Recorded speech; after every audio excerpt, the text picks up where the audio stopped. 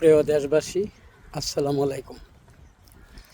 আজকের লাইভে এসেছি বিএনপি বনাম জামাত ইসলাম।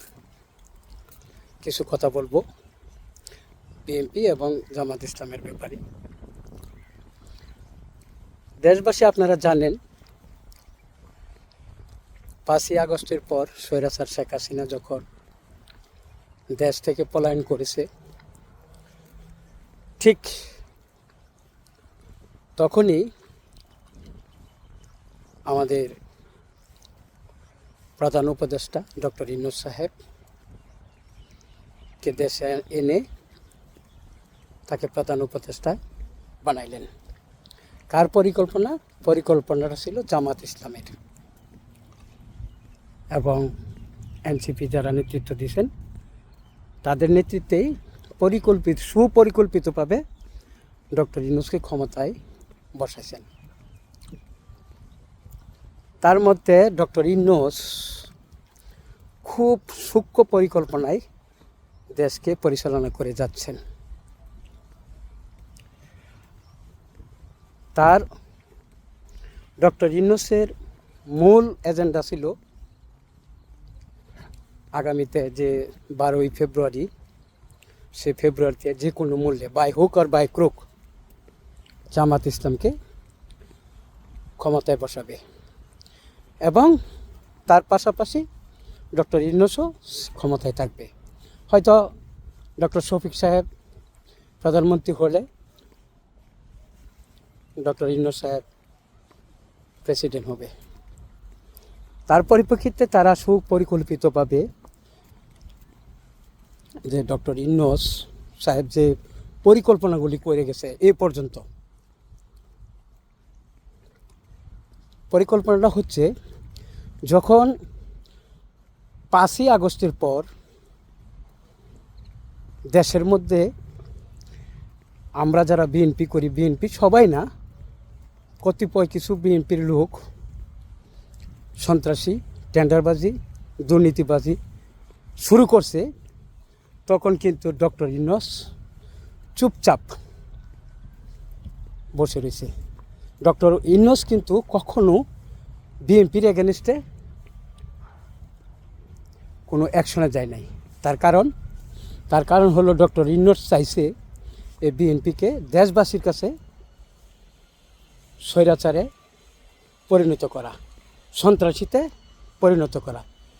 সেটা আমরা যারা বিএনপি করি, আমরা এই ডক্টর ইউনূসের কাছে অজ্ঞ, আমরা সেই জিনিসটা বুঝতে পারি নাই বা বোঝার চেষ্টাও করি নাই। তার ধরুন আজকের যে পরিস্থিতি বাংলাদেশে, এই শুধু ডক্টর ইউনূসের সুপরিকল্পনার মাঝে আমরা হেরে গেছি। কারণ আমরা হেরেছি এই জন্য আমরা নিজেরা অনেক চালাক মনে করছি, অনেক রাজনৈতিক প্রজ্ঞা মনে করছি।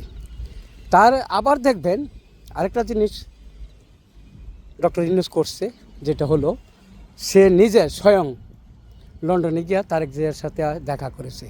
দ্যাট মিন্স সে দেশবাসীকে দেখাইছে যে আমাদের পক্ষে ডক্টর ইউনূস আছে, মানে বিএনপির পক্ষে ডক্টর ইউনূস আছে, বিএনপিকে যে কোনো মূল্যে ডক্টর ইউনূস ক্ষমতায় আনবে।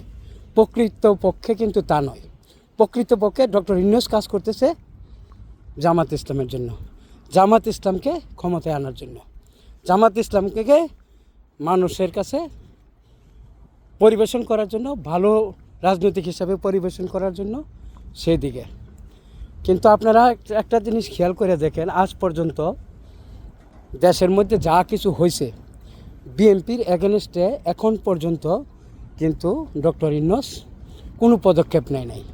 তার কারণ সে চাচ্ছে জনগণের কাছে বিএনপি খারাপ হোক, জনগণের কাছে বিএনপি স্বৈরাচার হোক, জনগণের কাছে বিএনপি সন্ত্রাসীবাদী হোক, সেটাই সে চাচ্ছে।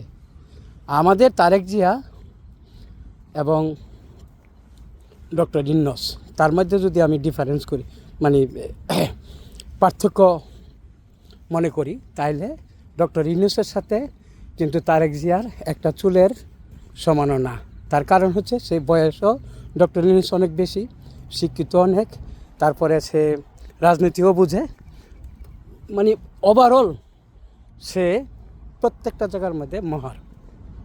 তাই আজকে আমাদের বিএনপির, আমরা যারা বিএনপি করি তারা কিন্তু এখনও বুঝতেছি না যে ডক্টর ইউনূস কী চাচ্ছে। প্রকৃতপক্ষে ডক্টর ইউনূস চাচ্ছে এই আগামী 12 ফেব্রুয়ারি ফ্রি অ্যান্ড ফেয়ারলি ইলেকশন তো সে দিবে না, সে ফ্রি অ্যান্ড ফেয়ারলি ইলেকশন দেবে না। না দেওয়ার পরিপ্রেক্ষিতেও সে আরেকটা প্ল্যান করে রাখছে। সে প্ল্যানটা হলো যে কোনো মূল্যে যেদিন ভোট হবে সেদিন তো সে ডিক্লার দিবে না, 2-3 দিন পরে ডিক্লার দেওয়ার পরে প্রধানমন্ত্রী কাকে বানাবে সেটা কিন্তু সে পরিকল্পনা করে রেখেছে, এই জামাত ইসলামকে ক্ষমতায় বসাবে। সেটাই তার মুখ্য মূল উদ্দেশ্য। আমি যে কথাগুলি বলছি সেগুলো নির্বাচনের পরে দেখবেন আমার কথায় আর কাজে ঠিক আছে কি না।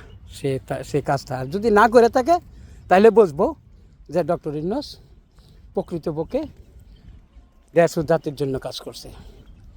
আসলে সে দেশ ও জাতির জন্য কাজ করে নাই, সে অনলি জামাত ইসলামের জন্য কাজ করে যাচ্ছে।